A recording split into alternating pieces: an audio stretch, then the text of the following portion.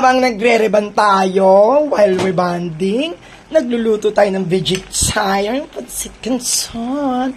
Vegetarian po mga kamami Ayan, wala siyang sahog na pork or chicken kasi wala nang manok sa labas.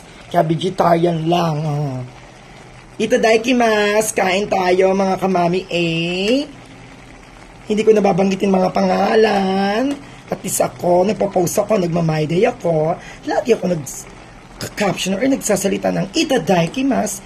Ibig sabihin ay kain tayo. Kayo, hindi nyo na iminanners yung matutong mag-alok ng tao. Post kayo ng pagkain. Post kayo ng post ng pagkain. Lumalabas kayo ng mayabang sa social media. At least ito, dapat ganito. Nag-aalok, kain tayo, ganon. Kung gustong pumunta, Gomora dito sa Carmona. Ganyan.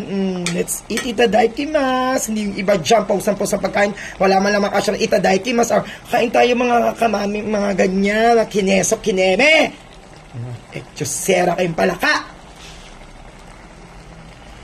Itadakimasu. Vegetarian pansit canton. Awuy, kikik-ik.